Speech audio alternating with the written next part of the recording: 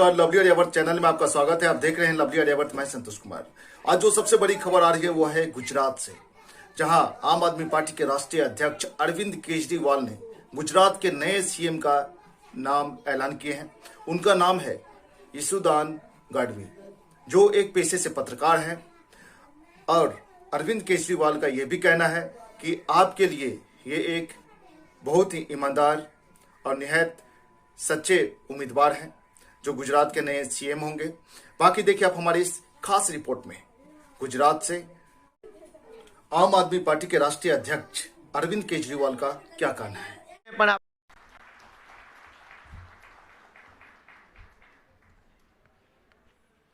आज यहाँ पे आए हुए सभी साथियों को, मीडिया साथियों को, और जितने लोग अभी मीडिया के माध्यम से हम लोगों को देख रहे हैं, सभी लोगों को मेरा नमस्कार, सबको मेरा प्रणाम।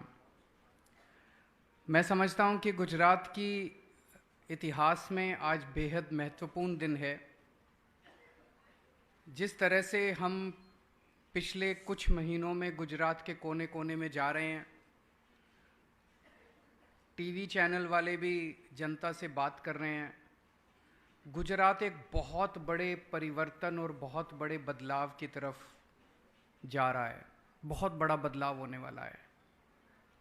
27 साल तक गुजरात के लोगों के पास कोई विकल्प नहीं था।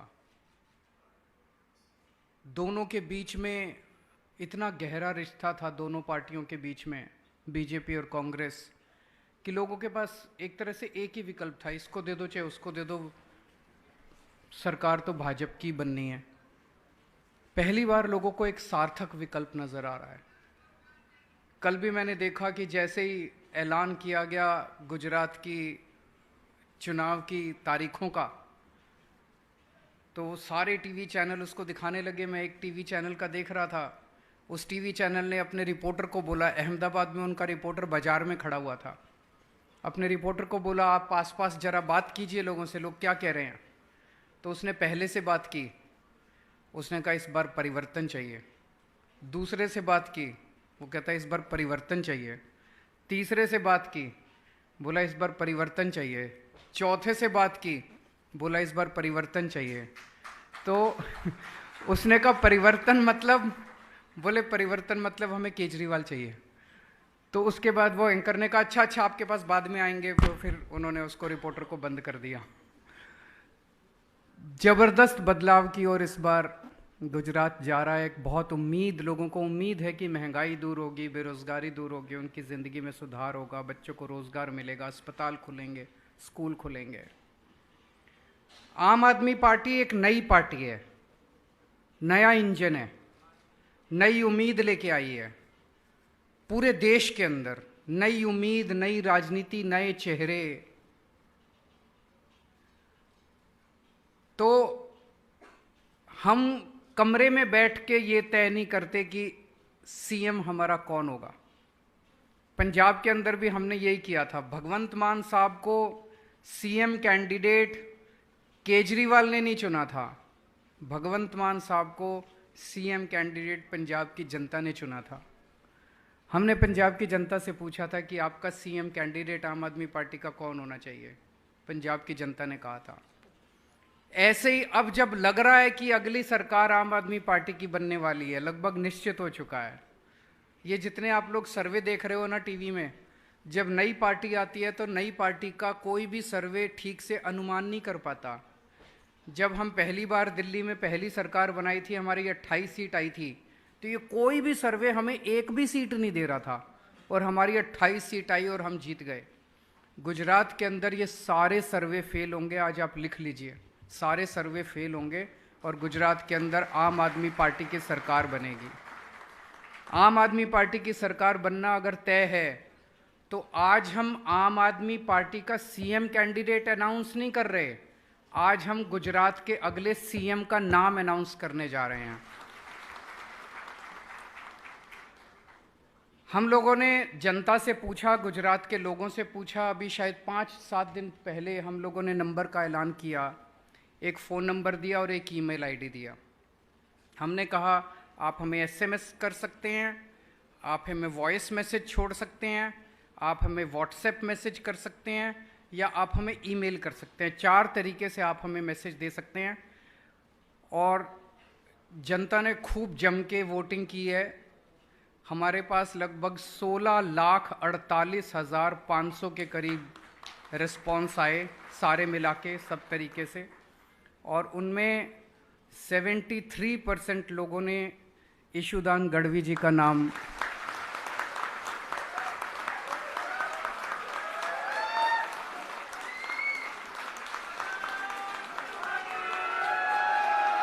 मैं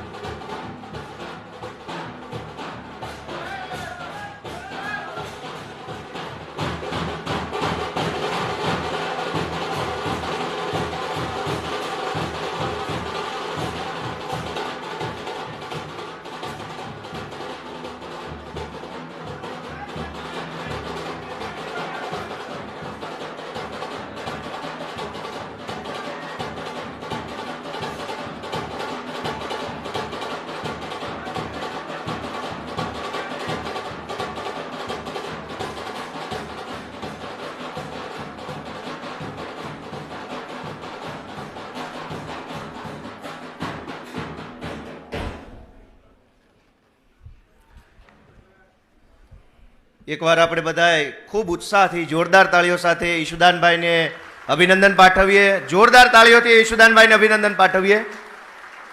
ભાઈ શ્રી ઈશુદાનભાઈ ગઢવી ને ગુજરાતના મુખ્યમંત્રી તરીકે ઉમેદવાર તરીકે પસંદ થવા બદલ હું ખૂબ ખૂબ હૃદયના ભાવથી શુભકામનાઓ પાઠવું છું.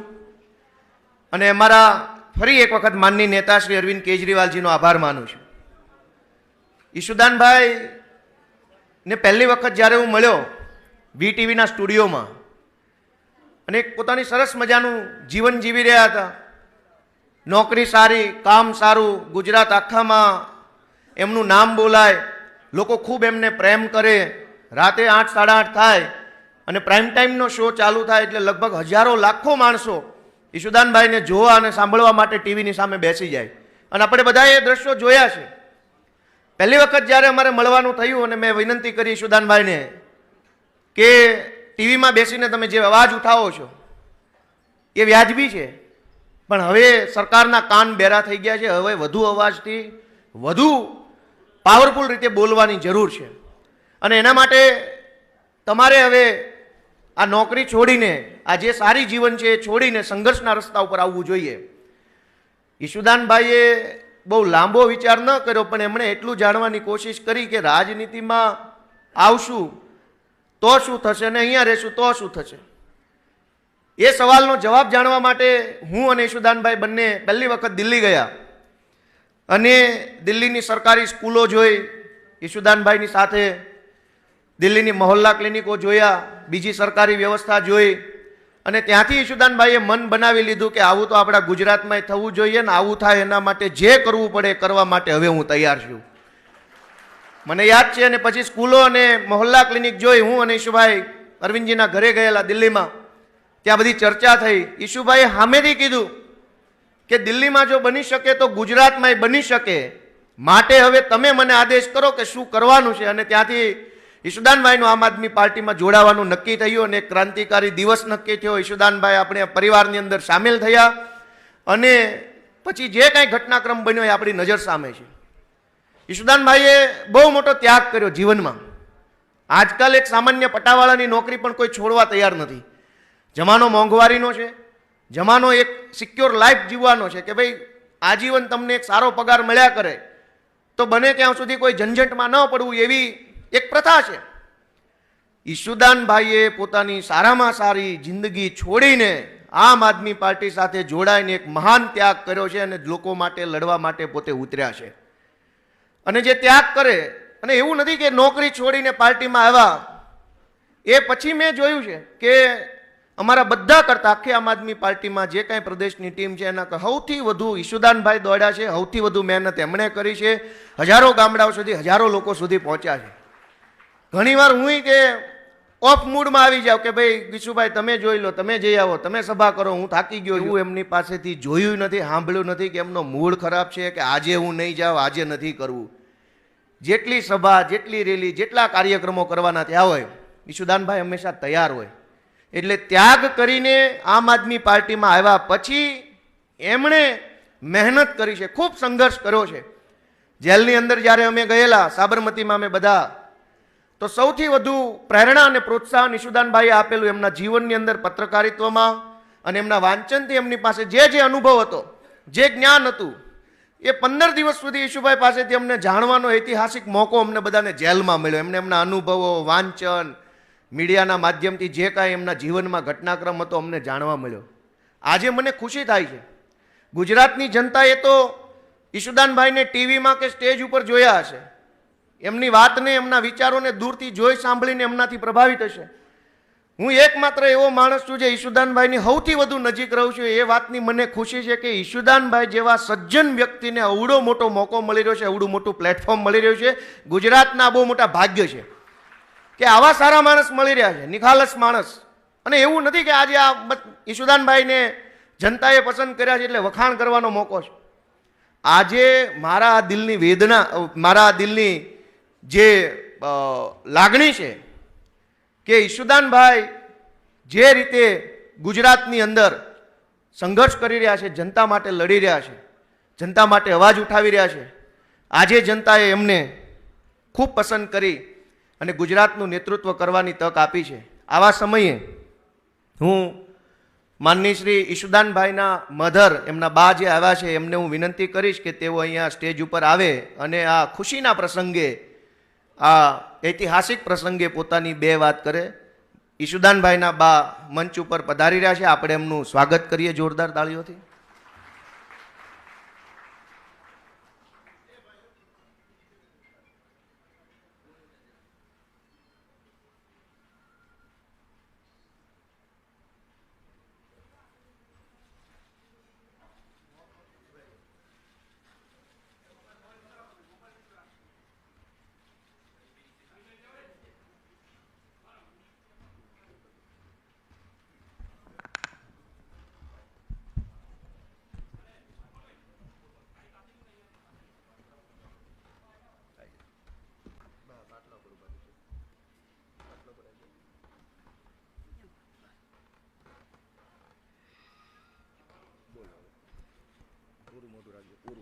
હા ભલે. જય મા મોગલ, જય દ્વારકાધીશ. આજ જે અવસર બની રહ્યો છે એ અવસરમાં માતાજી એને જાજુ સાથ આપે અને આપણી ગુજરાતની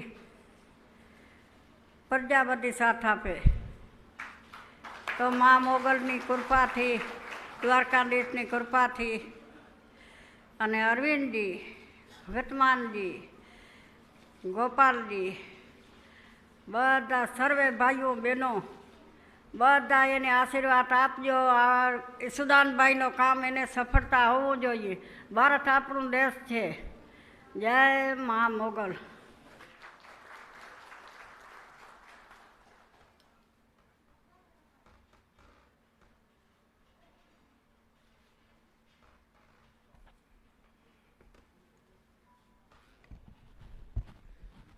બાના આશીર્વાદ આપણને બધાને મળ્યા અને માના આશીર્વાદ મળી જાય પછી કોઈ સફળતાને રોકી શકતું નથી. બાએ માં મોગલને અને ભગવાન દ્વારકાધીશને પ્રાર્થના કરી છે.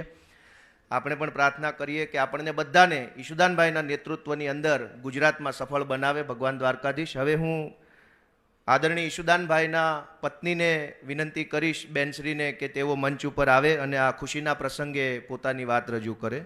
શ્રી ઈશુદાનભાઈના ધર્મપત્ની.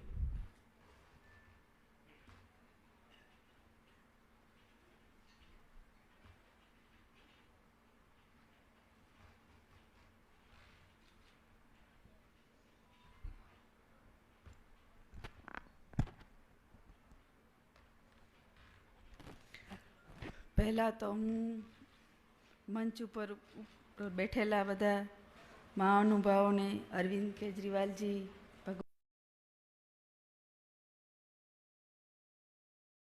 જ્યારે ઈશુદાન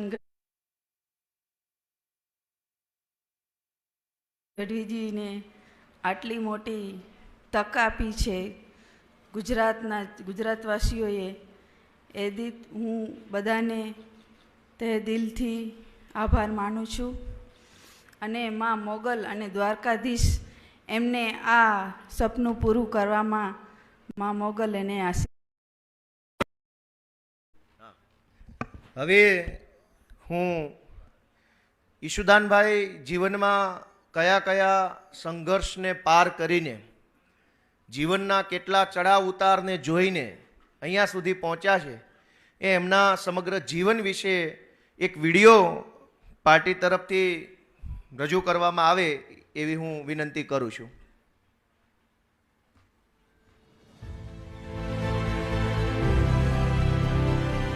અમને નાખો જિંદગીની આગમાં, આગને પણ ફેરવીશું બાગમાં. સર કરીશું આખરે સૌ મોરચા, મોતને પણ આવવા દો લાગમાં. શેખાદમ આબુવાલાની આ પંક્તિઓમાં જુનૂન ટપકે છે અને કંઈક કરી છૂટવા માટેની તાલાવેલી છે. આ તમામ વસ્તુઓનો સરવાળો કરો એટલે મનમાં એક ચહેરો ઉપસી આવે છે. તે ચહેરો એટલે ઈશુદાન ગઢવી.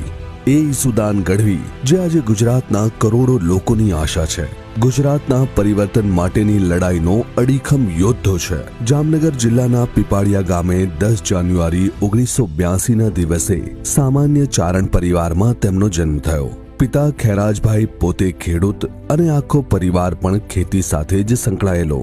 ચારણકુળના વારસા પ્રમાણે ઈશુદાન પણ બાળપણથી જ બોલવામાં ભારે પ્રભાવશાળી અને ભણવામાં પણ હોશિયાર. ઉચ્ચ અભ્યાસ સુધી પહોંચતા સુધીમાં લોકો માટે કંઈક કરવાની ભાવના તેમને પત્રકારત્વ તરફ દોરી ગઈ. અમદાવાદની ગુજરાત વિદ્યાપીઠમાંથી જર્નલિઝમનો અભ્યાસ કર્યો અને પત્રકારત્વ ક્ષેત્રે ઝંપલાવ્યું. વિવિધ મીડિયા ચેનલ સાથે કામ કર્યું અને તે દરમિયાન અનેક નોંધપાત્ર કામગીરી પણ કરી. કરોડો રૂપિયાના કૌભાંડો પણ ઉજાગર કર્યા અને સરકારની ઊંઘ પણ હરામ કરી. આ પાલિતાણા રોડનો છે. જનતા જાગૃત થઈ છે એનો આ નમૂનો છે, પણ હજી સરકાર અને તંત્ર જાગૃત નથી થયું. હું તો એમ કહું છું કે આ વિડીયો આવે, આ ચેનલમાં ચાલે, લોકોના ફેસબુક ઉપર આપે, અને હજી કોન્ટ્રાક્ટર ને અધિકારી ફરતા હોય, કોન્ટ્રાક્ટર ને મૂડાની જેમ ખેંચે એમ ખેંચી લો. એક નીડર પત્રકાર તરીકે તેમને ઓળખ મળી. ત્યારબાદ 2015ના વર્ષમાં ગુજરાતી મીડિયાના સૌથી યુવાન ચેનલ હેડ તરીકે વીટીવીમાં જોડાયા.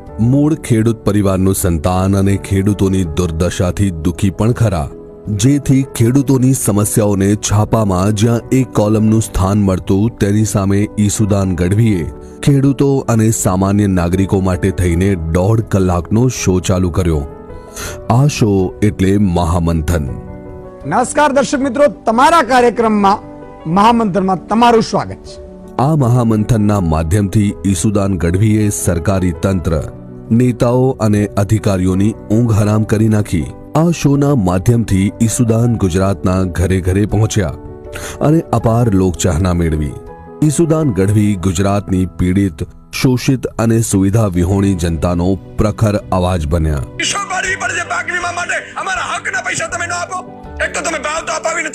શોની લોકપ્રિયતા એવી કે શોના ટાઈમે ગામડાઓમાં કર્ફ્યુ જેવો માહોલ થઈ જાય. ત્યાં સુધી કે સરકારી તંત્રથી થાકેલા લોકો પોતાની સમસ્યા કે મુશ્કેલીની રજૂઆત ઈશુદાન ગઢવીને કરવા આવતા. આવી રજૂઆતો માટે લાંબી લાઈનો લાગતી. ઈશુદાનભાઈ પોતાનાથી શક્ય તેટલી મદદ કરતા, પરંતુ પત્રકાર તરીકે તેમની પણ મર્યાદા હતી. નિંભર તંત્ર સામે તેઓ પણ મજબૂર હતા. તેવામાં કોરોના મહામારીએ આપણી સરકારી સિસ્ટમ અને રાજકારણનો વરવો ચહેરો બતાવ્યો. આ તમામ બાબતોથી વ્યથિત ઈશુદાન ગઢવીએ પત્રકારત્વની દુનિયાને અલવિદા કર્યું. ગરીબ પ્રજાને બેફામ લૂંટ ચાલી એવું કહી શકાય. આ એ સમય હતો જ્યારે તેઓ કારકિર્દીની ટોચ પર હતા. લાખો રૂપિયાનો પગાર હતો અને અપાર લોકપ્રિયતા પણ હતી. જો કે તેમના મનમાં તો ગુજરાતની જનતા માટે કંઈક કરવાની ખેવના હતી. તેમને થયું કે સિસ્ટમને ફરિયાદ કરવી એના કરતા સિસ્ટમનો ભાગ બનીને જ સમસ્યાઓનું નિવારણ લાવી શકાય. સમાજ સેવાની આ ભાવના સાથે તેમણે રાજકારણમાં પ્રવેશ કર્યો. मैंने कहा यशुदान जी आम आदमी पार्टी ज्वाइन कर रहे हैं. कहते हैं अच्छा. वो कहता है यशुदान तो गुजरात का केजरीवाल है. तो यशुदान जी गुजरात की जनता आपको बहुत प्यार करती है, आपको हीरो के रूप में देखती है. તે પણ રાજકારણ કરવા માટે નહીં પણ બદલવા માટે, અને આ સિદ્ધાંત સાથે જ કામ કરતી આમ આદમી પાર્ટીમાં જોડાયા. એવી પાર્ટી જે નેતાઓની નહીં પણ સામાન્ય માણસોની પાર્ટી છે, જે સતત લોકો માટે કામ કરી રહી છે, જેણે રાજકારણમાં આવીને નોખો અને શિક્ષાની ક્રાંતિનો લાભ ગુજરાતના લોકોને પણ મળે તે માટે ઈસુદાન ગઢવી પણ પ્રતિબદ્ધ બન્યા. અરવિંદ કેજરીવાલે તો ઈસુદાનભાઈને ગુજરાતના કેજરીવાલનો વિરોધ પણ આપ્યો છે. પત્રકાર હતા ત્યારે પણ સતત લોકો માટે અવાજ ઉઠાવ્યો, સંઘર્ષ કર્યો, અને હવે રાજનીતિમાં આવ્યાના પહેલા દિવસથી જ ગુજરાતના છેવાડાના માણસની સુખાકારી અને ગુજરાતના પરિવર્તન માટેની લડાઈ લડી રહ્યા છે અને સત્તાધીશોને પડકાર ફેંકી રહ્યા છે. ઈસુદાન ગઢવી આજે કરોડો ગુજરાતીઓની આશા છે. પરિવર્તન માટેની આશા, બદલાવ માટેની આશા. રઘુકુલ રીત સદા ચલી आई, प्राण जाए पर वचन न जाए.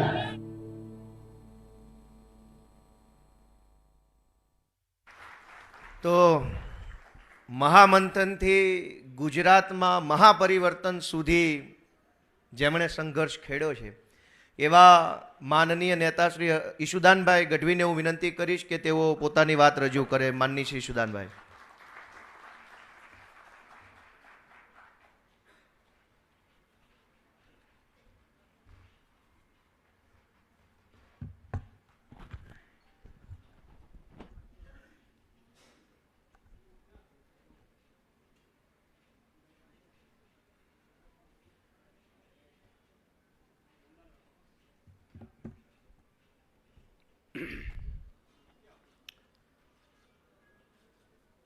પહેલા તો સૌને નમસ્કાર.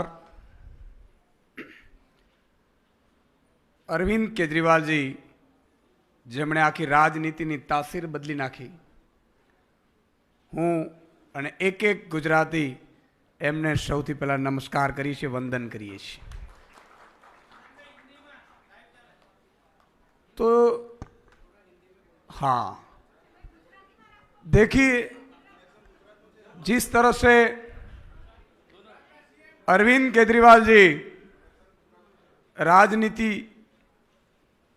बदलने के लिए निकले, मेरे जैसे छोटे किसान परिवार का बेटा आज अरविंद जी की राजनीति में इतनी बड़ी जिम्मेदारी का एहसास करवाते हैं, ये अपने आप में बहुत बड़ी बात है. आज तक ये रहा है कि आप कोई बड़े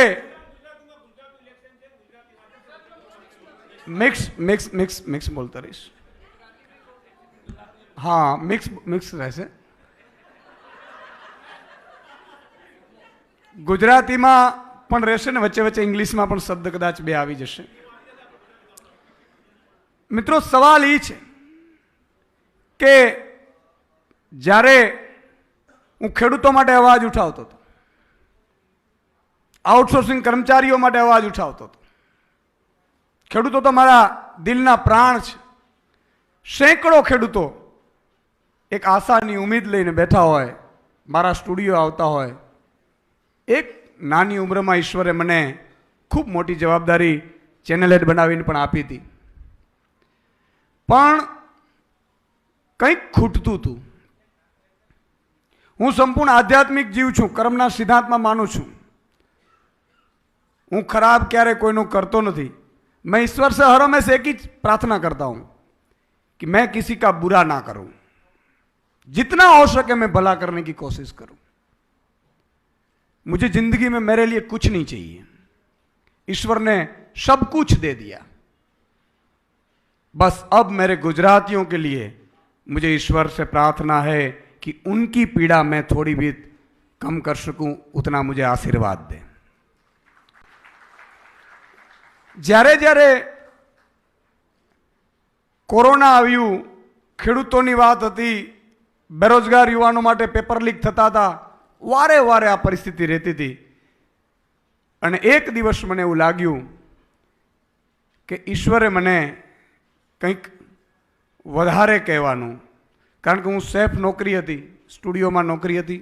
સ્વાભાવિક તौर પર તમે શો પૂરો કરીને જવાબદારીમાંથી છટકી જાઓ।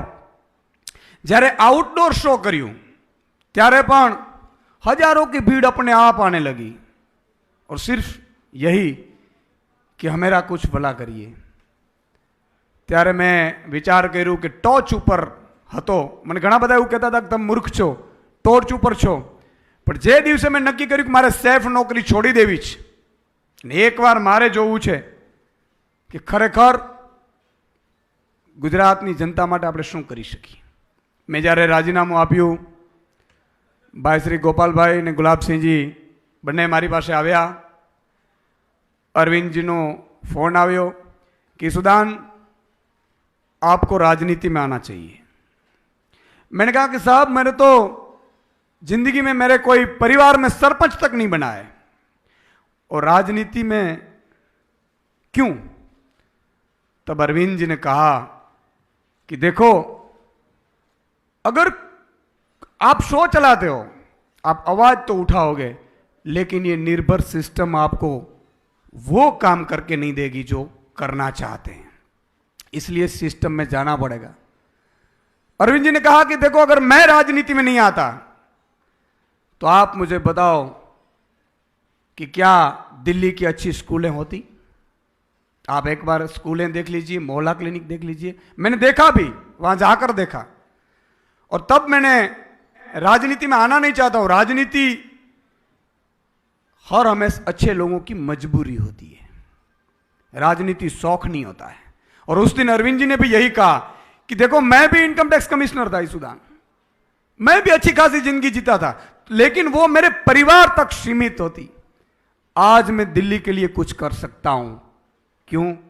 महिलाएं के लिए बस सुविधा फ्री कर सकता हूं, अच्छे बच्चे पढ़ते हैं। एक ऑटो वाला बच्चा जब पढ़ के बहुत बड़ा बनता है तो मुझे कितना आशीर्वाद मिलते होंगे। तुझ जैसे लोगों को राजनीति में आना पड़ेगा। और तब मैंने तय किया कि मैं राजनीति करूंगा। राजनीति मेरा शौक नहीं, मेरी मजबूरी है। गुजरात की जनता की पीड़ा मुझसे देखी नहीं गई, इसलिए मुझे आना पड़ा। मैंने पहले भी कहा कि मैं कर्म के सिद्धांत में मानता हूं। मैं कहीं आज तक जब भी मैंने पत्रकारिता की, तब भी मैं मुद्दों की पत्रकारिता करता था। किसानों की एक कॉलम जो न्यूज नहीं छापते थे, मैंने ऐसे कितने सैकड़ों सौ किए होंगे। किसानों की आवाज बनने की कोशिश की, बेरोजगारों की आवाज बनने की कोशिश की, महिलाओं की जिस तरह से सुरक्षा व्यवस्था है उसकी आवाज बनने की कोशिश की, व्यापारियों की आवाज बनने की कोशिश की, श्रमिक मजदूरों की आवाज बनने की कोशिश की। मुझसे जितना हो पाता था मैंने किया। लेकिन एक लक्ष्मण रेखा होती है, आप वहां न्यूज चला सकते हैं, ऑर्डर नहीं कर सकते। और सिस्टम इतना सड़ा हुआ है कि सिस्टम को साफ करने के लिए, गंदगी साफ करने के लिए आपको गंदगी में उतरना पड़ता है। और तब मुझे अरविंद जी ने कहा कि देखो, गंदगी अगर साफ करनी है तो आपको कीचड़ में उतरना पड़ेगा, चाहे आपको जो भी लोग गालियां दे, मुझे भी देते हैं, लेकिन ये लोग जो गालियां देते हैं ना, वो पॉलिटिकल पार्टी वाले होते हैं। जनता कभी गालियां नहीं देती, वो तो सिर पे बिठाती है। मुझे भी दिल्ली में देख लीजिए आप। और तब मैंने तय किया कि मैं राजनीति में आऊंगा। आज मेरी माता जी यहां बैठी है। मैं सामान्य किसान परिवार में से आता हूं। मेरा छोटा सा गांव है। मैं पढ़ा लिखा, मेरे बापूजी ने मुझे बहुत पढ़ाया। मेरा बापूजी माताजी के भक्त थे। नवरात्रि के 9 दिन वो पूरे माताजी के मंदिर में बैठकर दिया जलाकर 9 दिन सालों से प्रार्थना करते थे। और उनके जाने के बाद जब उनकी डेथ हुई तब उन्होंने कहा था, मैंने तो तब भी तय रखकर चला गया था कि मुझे मेरे पापा की सेवा करनी है, लेकिन उस दिन एक दिन उन्होंने मुझे कहा तुझे वापस जाना, गांव से तुझे वापस अहमदाबाद जाना है। मैंने कहा कि मैं बापूजी जाऊंगा, मैंने रिजाइन रखा है, वो एक्सेप्ट नहीं किया है, मैं छुट्टी पे हूं। जब उनकी देहांत हुई तब उन्होंने कहा कि तुझे वापस जाना है, मुझे वचन दे। मैंने उनको वचन दिया था कि मैं वापस जाऊंगा, मुद्दों की पत्रकारिता करूंगा, और आज मैं उनको मिस करता हूं। लेकिन उनका आशीर्वाद मेरे पे हर हमेशा है। माँ मोगल माँ, कामई माँ, सोनल माँ और द्वारकाधीश का आशीर्वाद मेरे पे है। मुझे पता नहीं दोस्तों, लेकिन कोई ऐसी अदृश्य शक्ति है जो मुझे सपोर्ट कर रही है। मैं साधारण सा लड़का हूं।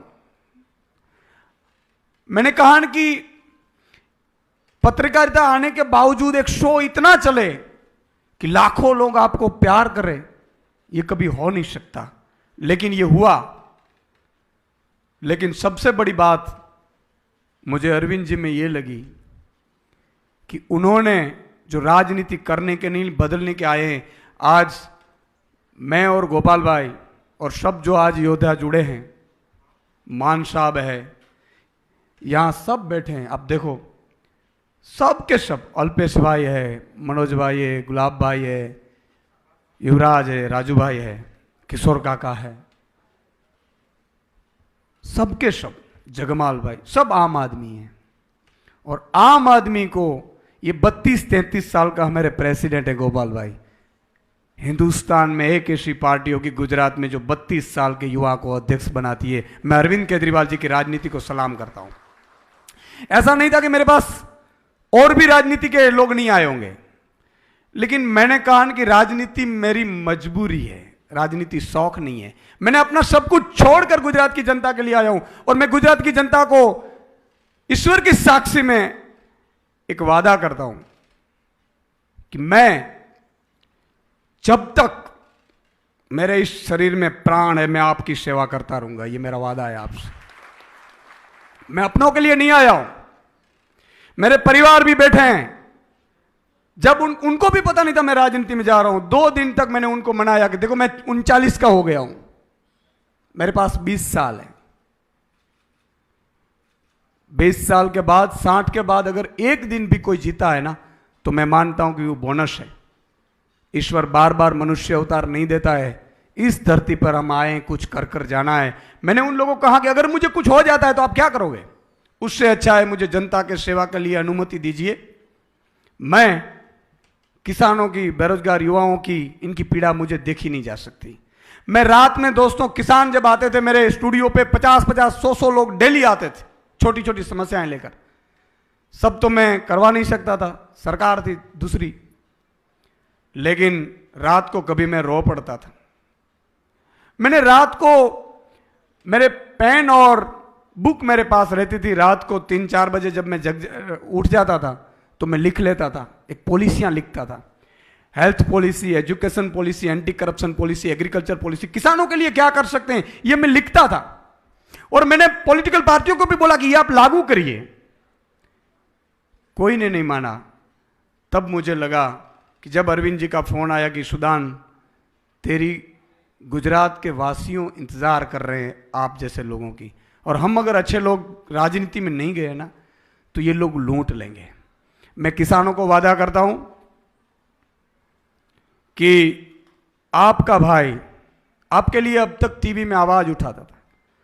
अगर ईश्वर ने कहा, ईश्वर ने चाहा, माताजी ने चाहा, और एक किसान पूरे गुजरात के एक हो गए और आपने वोटिंग की, व्यापारियों आपको भी मैं कहता हूं, आपने व्यापारी बनकर वोटिंग की, बेरोजगार युवाओं अगर बेरोजगार युवा बनकर वोटिंग की, महिलाएं, माता बहन, बेटियां अगर माता बहन बेटियां बनकर दोनों पक्ष को भूलकर आम आदमी के लिए वोटिंग की, मैं आपको आश्वासन देता हूं कि 75 साल में अगर गुजरात में कुछ नहीं हुआ है, अगर ये 5 साल में अरविंद जी की अगुवाई में जो कर ना दिखाऊं तो मैं राजनीति छोड़ दूंगा, आपको मैं ये गारंटी देता हूं।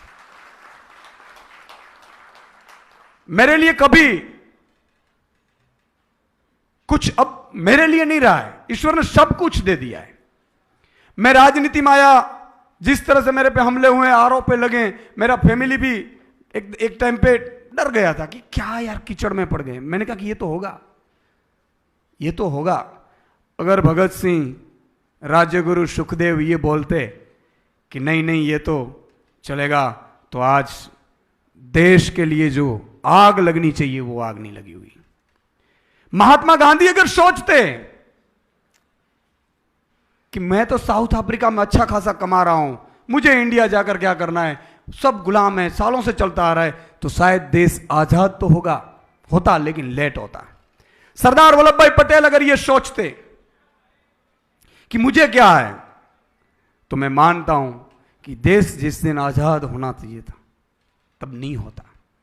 इसलिए मैं सबका आभारी हूं, जिसने वोटिंग की उसका भी आभारी हूं, लेकिन मेरी एक प्रार्थना है, मुख्यमंत्री मैं नहीं, अगर आम आदमी की सरकार बनती है तो 6.5 करोड़ जनता मुख्यमंत्री की शपथ लेगी, ये गारंटी लेते हैं। और अरविंद जी एक ऐसे नेता है हिंदुस्तान में, काम की राजनीति से वोट मांगते हैं, भ्रमित मत होना। अरविंद जी को गालियां देते हैं, मुझे गालियां देते हैं, गोपाल भाई को देते हैं लोग, पॉलिटिकल पार्टी वाले, उससे कोई फर्क नहीं पड़ रहा है। लेकिन मैं आम जनता को एक हाथ जोड़कर विनती करता हूं, किसानों को हाथ जोड़कर विनती करता हूं, आपको बिजली नहीं मिल रही है, पानी नहीं मिल रहे हैं, भाव नहीं, दाम नहीं मिल रहे हैं, एक बार मौका दीजिएगा।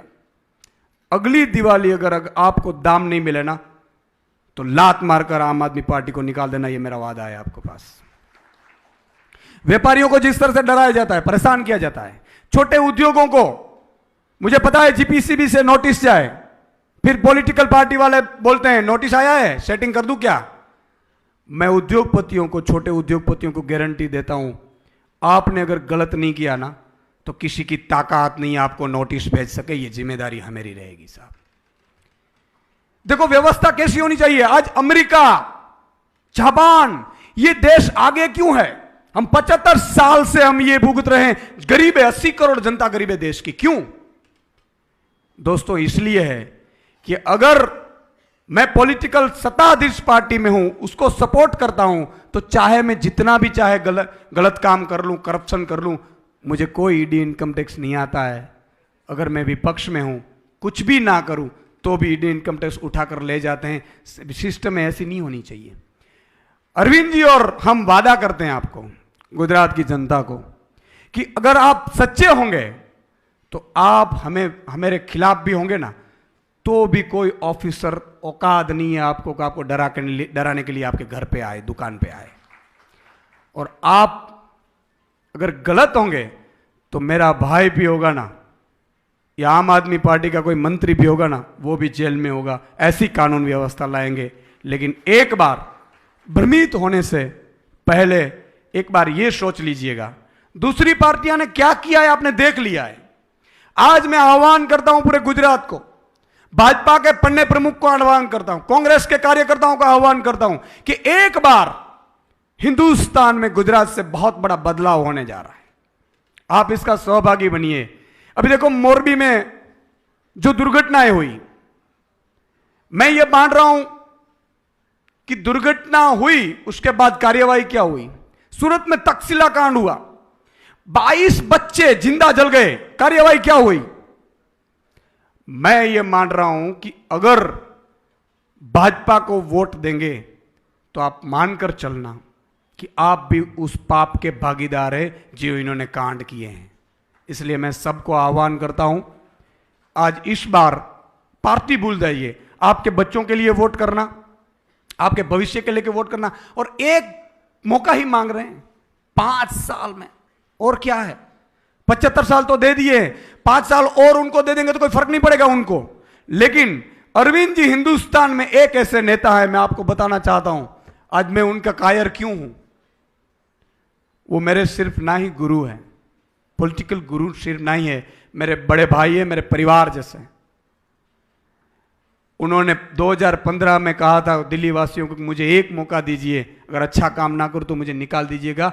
2022 में हिंदुस्तान में एक ऐसा नेता था, उन्होंने कहा कि मैंने आपके बच्चों के लिए, आपके लिए अच्छा काम किया हो तो मुझे वोट देना, बाकी दूसरी पार्टियों को दे देना।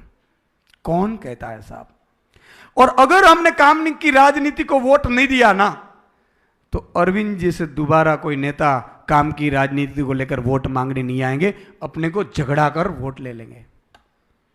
तो मेरी आपसे विनती है कि नाम पर पहली बार ये नई राजनीति होने जा रही है। आपके अच्छे बच्चों को लेकर स्कूल बनाना, अस्पताल बनाना, ये सब काम 5 साल में इतना करेंगे। भगवत मान साहब देखिए 7 महीने के अंदर यहां वोट मांगते हैं तो काम पे वोट मांगते हैं कि मैंने 49 लाख पंजाब वासियों का अगर लाइट बिल, बिजली बिल 0 कर दिया है तो मुझे वोट देना। ये होती है काम की राजनीति, ये आम आदमी की, अरविंद केजरीवाल जी की राजनीति है। और दूसरे पार्टी वाला आएंगे बोलेंगे मैं आपकी कास्ट का हूं इसलिए वोट दे, लेकिन एक बात आप तय कर लेना, आपकी कास्ट का होगा तो 1 मार्च से बिजली बिल देने नहीं आएगा, आपका भाई भी नहीं आएगा।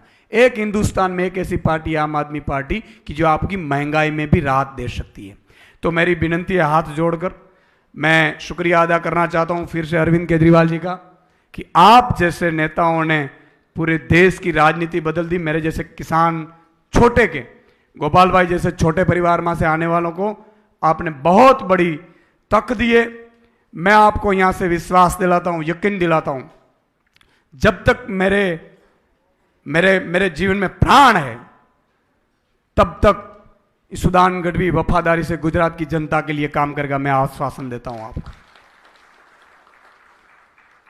और गुजरात की जनता के लिए चाहे मुझे गोलियां खानी पड़े, मेरे पे हमले हुए, आरोप लगे, जो भी है, गोलियां खानी पड़े मैं खाऊंगा, लेकिन गुजरात की जनता के लिए हम एकजुट होकर काम करेंगे। जय हिंद, वंदे मातरम।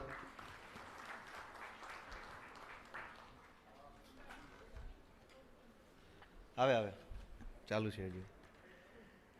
ગુજરાતમાં આમ આદમી પાર્ટીનો પાયો નાખનાર એક માણસથી શરૂ થયેલી પાર્ટી આજે ગુજરાતની અંદર સૌથી મજબૂત અને શક્તિશાળી વિકલ્પ તરીકે ઉભરી આવી છે। એના પાયામાં યોગદાન આપનાર આદરણીય શ્રી કિશોર કાકા દેસાઈનો હું ખૂબ ખૂબ આભાર માનું છું। અને આ પાર્ટીને તન, મન અને ધનથી આગળ લઈ જવા માટે છેલ્લા 2012થી જે લોકો મહેનત કરી રહ્યા છે, અત્યાર સુધીમાં જે કાર્યકર્તાઓએ, શુભચિંતકોએ, પાર્ટીના પદાધિકારીઓએ, અગ્રણીઓએ, જેણે પણ